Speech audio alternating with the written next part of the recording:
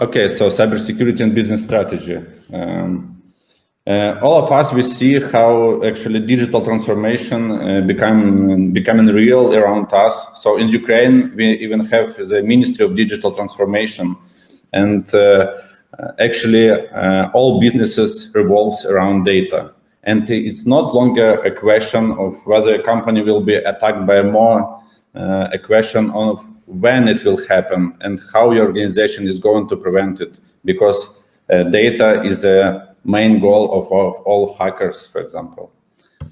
So a couple of words about Cyber Unit. I'm co-founder and CEO of Cyber Unit. We are working since 2015. So we actually guide organization to digital innovation and improve performance using strategy cybersecurity. We have highly skilled team which protect critical national infrastructure here in Ukraine. We work together with National Council of Defense of Ukraine. It's actually the main institutional organization in Ukraine which is responsible for cybersecurity here. And our core beliefs is that cybersecurity is not simple one testing, but a core organizational asset that improve result in age of digital transformation. So the main idea is that cybersecurity is a core part of future business strategy. So our life become more digital, our processes in business become more digital. More digital, it means more competitive. And more competitive and more digital, it means you have more risks. For example, the Security and Exchange Commission in US, in their annual reporting, says that public companies will have to disclose whether a member of their board has expertise or experience in cybersecurity. So the Disclosure Act will hold boards of directors responsible for protecting their companies and their investors from data breaches, hack attacks, and other cyber threats. And the role of cybersecurity in strategy. So it's time to recognize that cybersecurity is part of business strategy and see it for what it is. It is a growth enabler and not a cost. So actually, when you spend some money to cybersecurity, you invest in your company, become more competitive. You're just not spending the money for some other reason. And the costs and risk of data breaches in digital world are the next.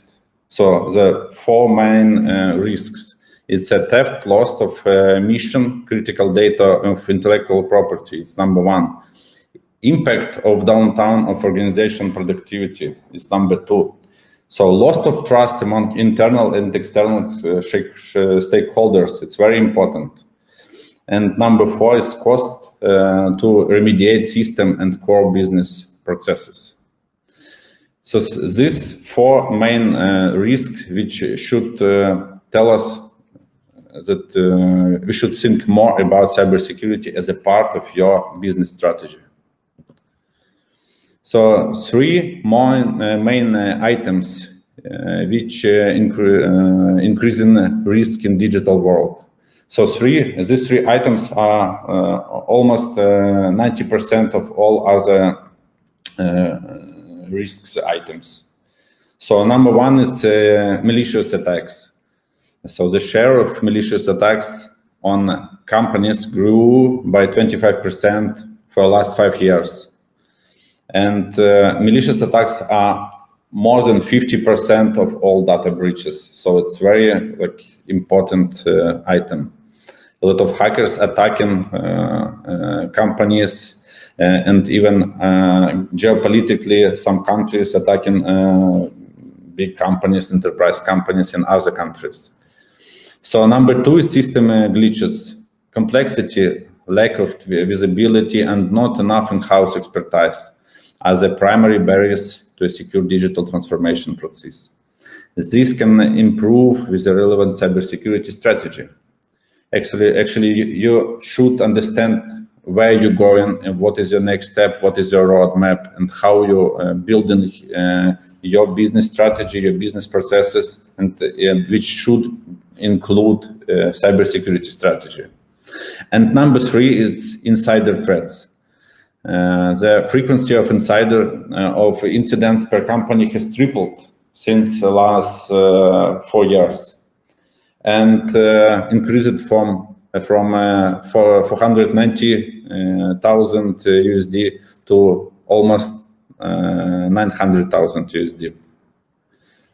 So it's a big numbers which company just lost in the past. So what is the cost of data breaches? Average cost of data breaches in the worldwide is around 4 million USD for one data breach. And time to identify data breach is 279 days. To identify and make some changes in your company after data breach is almost 1 year, and you will need to spend almost 4 million USD. And average size of data breaches, and by the way, Middle East is the lead in this area of size records. It's 25,000 records of data breaches. So the cost of data breach are increasing in the digital world and having significant impact on businesses, as we can see from the statistic which provided, by the way, by IBM. So the total cost for largest organization, which are more than 25,000 employees, is average 5 million, which is 200 per employee. And smaller organization, like small and medium enterprise, between 500 and 1,000 employees, had an average cost like 2.65 million or 3.5 USD per employee. What we can see from here is that everyone is a target. Even small companies need a strategy. Otherwise, you will not become a leader in your market, and you cannot be a competitive company. So the role of risk management for digital transformation. So risk management and digital transformation is 4 main topics. It's number 1 is data leaks prevention and insider threat detection. Number 2 is security audit and compliance. Number 3, incident response and planning. And number 4 is threat prediction and monitoring. High-performing organizations are more likely to understand the importance of a strategy that includes protection data assets, reducing third-party risk, and maintaining customer trust. And when we provide services of building a cybersecurity strategy, we choose 4 main elements of core elements of cybersecurity strategy. So number 1 is risk assurance. Number 2 is threat intelligence. Number 3 is verification. And number 4 is training. So training actually increases the digital literacy of employees and organization performance. It also reduces employee negligence and likelihood of credential theft. So basically, almost 90% of all data loss happening because of the people, of human factor. So training people is very important part. Risk assurance includes protecting data assets and provides a transparent and accurate view of cyber risk that gives clarity on the decisions that matters, including businesses' performance and digital transformations. Threat intelligence is more investments are made in technologies that simplifies the real-time reporting of threats, minimize insider threats, and prevent data leaks before they happen. And verification. High-performing organizations have a strategy to testing and compliance of system, complexity reduction, and incident response plans. So actually, there's 4 core elements for cybersecurity strategy, which you should pay attention when you're developing your business strategy. And a couple of examples how this cybersecurity strategy helps here in Ukraine to become more competitive for our main enterprise and government organization. So for example, critical infrastructure protection simulation. A Ukrainian in DSC worked together with us to implement real critical protection simulation to test the skills of its workforce and improve responsible capabilities. So actually, the government chose a couple, like 5 best teams of white hat hackers, and we were one of this team, and we tried to hack our critical infrastructure systems. So it was not real critical infrastructure, but on the other side was a team with real special agents which were defending this critical infrastructure. So our team became number 2 in this competition, and it was really interesting. It was 3 days full-time competitions, like when white hat hackers attacking critical infrastructure. It actually is the best way to protect this critical infrastructure. So this real training and real practice work is very important part of your strategy. And number 2 is bug bounty training. For example, US Foundation Sergey Global works with Ukrainian NDSC and us to train government organization in bug bounty knowledge to protect government assets and strengthen the organization capabilities. So we actually explain to our government organization what is bug bounty, what is the difference between penetration test and audit and bug bounty. And bug bounty is a crowdsourced security when everyone can, like not everyone, but some trustable persons which collected in advance, they're trying to attack all together. It's crowdsourced security. They're trying to attack all together the system. And when they see the bug, they receive the bounty. So it's very popular in worldwide approach to make government organization more security. And this is just examples of strategic initiatives. And I just want to ask you a question. So what is actually your strategy? What is the strategy of your company? And you should understand that if you want to be more competitive, if you want to become a leader of your market, you need to develop your cybersecurity strategy, because otherwise other company will develop it and they will become more competitive. So we, Cyber Unit, we are cybersecurity strategic partner for business organization for big companies. We have offices in South Korea, in UAE and Ukraine. And we'll be happy to answer your questions, and you can also ask these questions to my email when it's convenient to you. Thank you for your attention. Thank you so much, Yegor. I have a question to you. So you mentioned the core elements of cyber strategies and you have deep expertise on that. So how do you think, is it affordable, and how is it affordable for governmental institutions and corporates to develop themselves such kind of cybersecurity strategies, or they need some help from consultants or something like that? Yes, thank you. Very good question. So as I mentioned before, all government organizations, and not only government, they see the lack of cybersecurity experts. And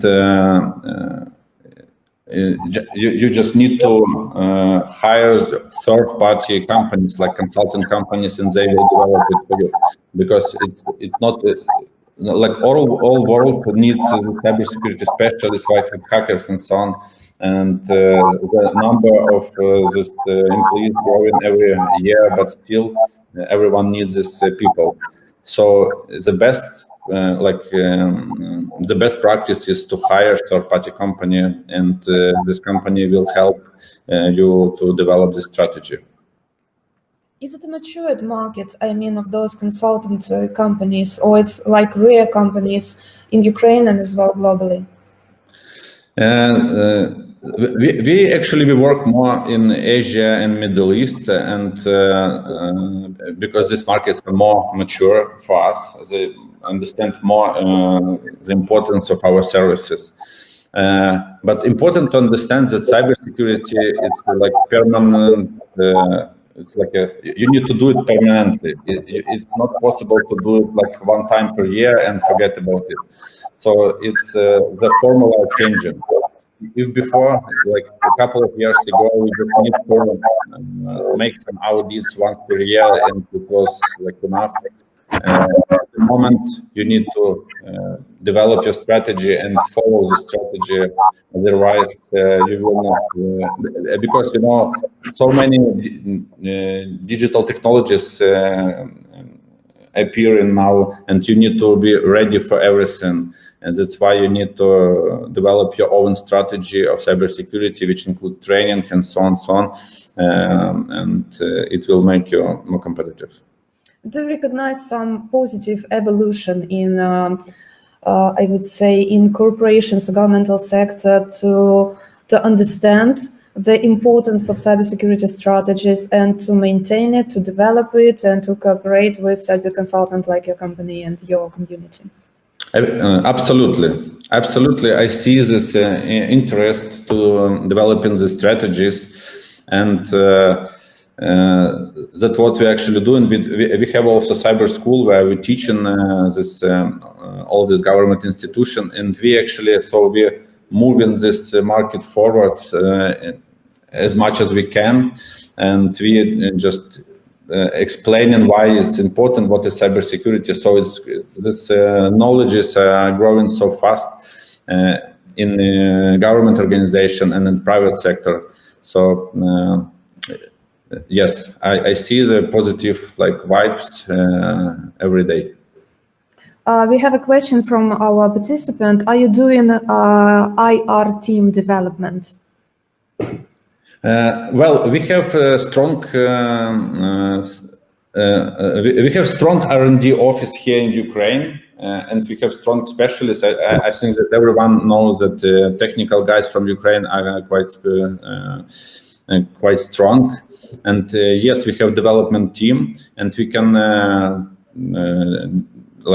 discuss more precise what exactly do you need. And yes, we can do it.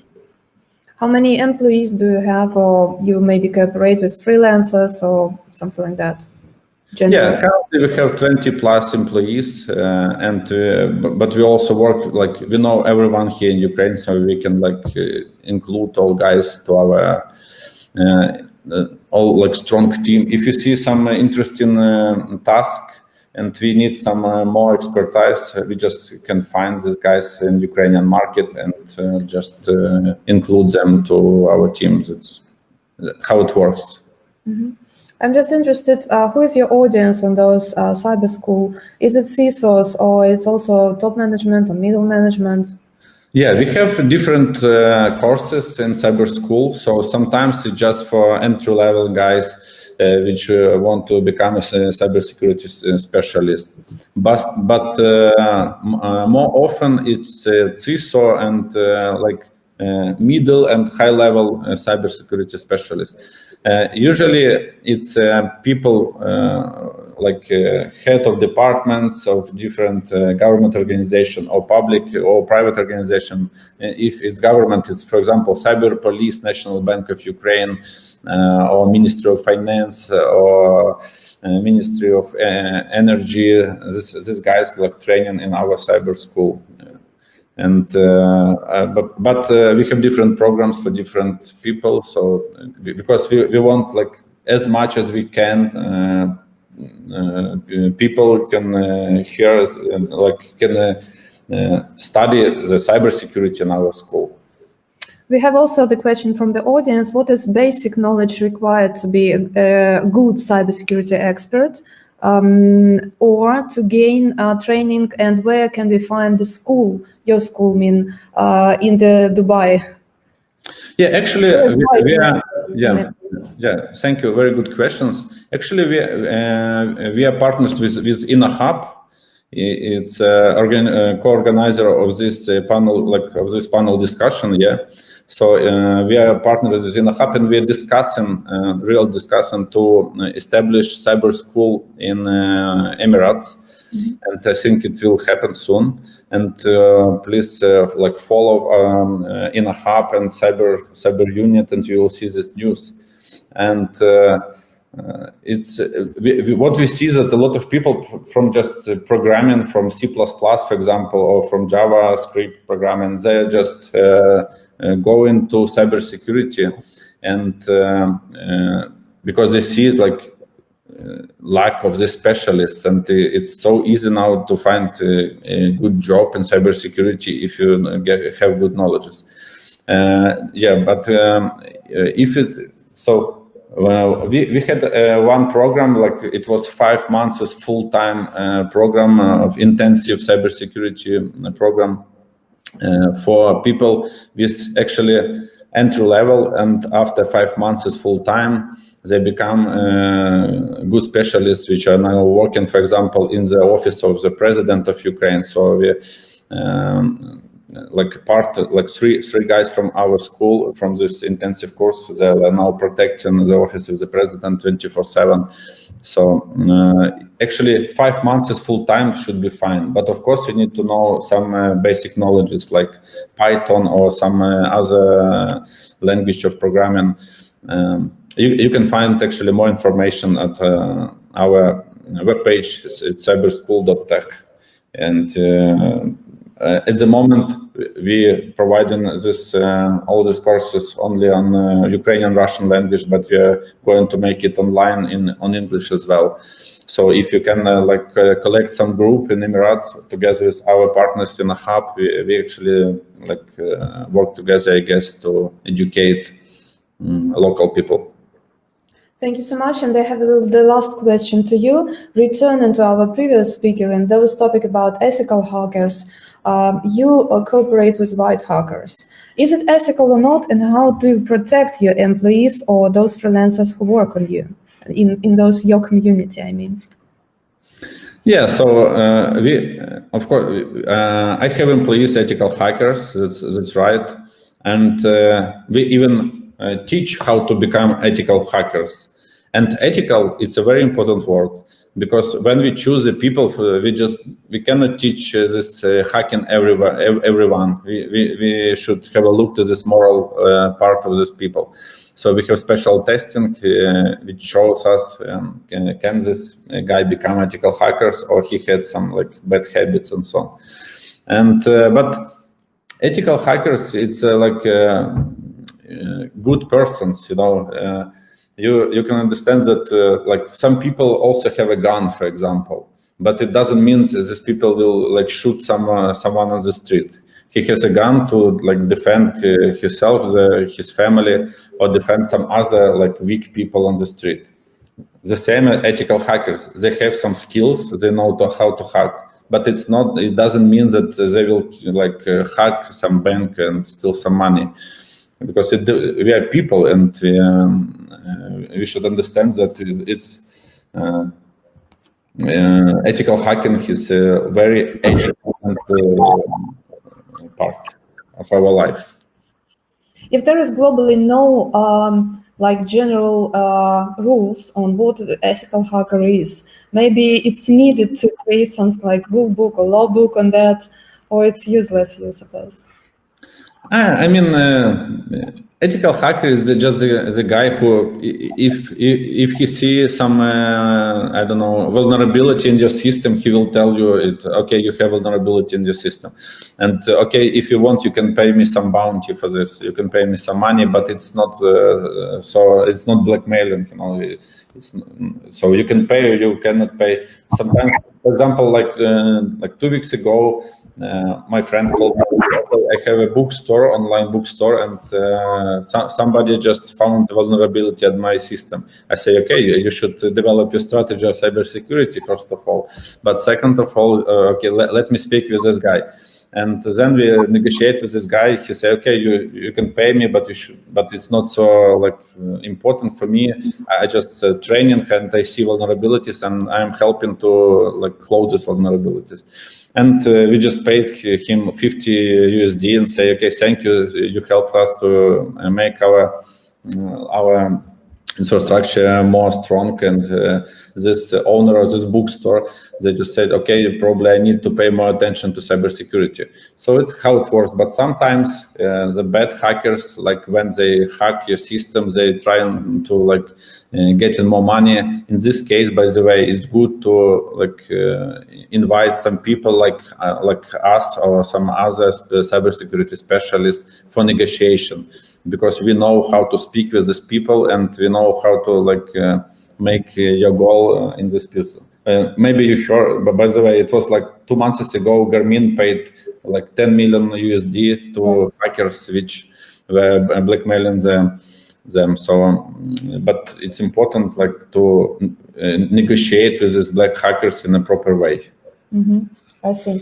Yegor, thank you so much. We are out of time and we have to finalize our discussion. It was amazing. Thanks again for joining us as a speaker.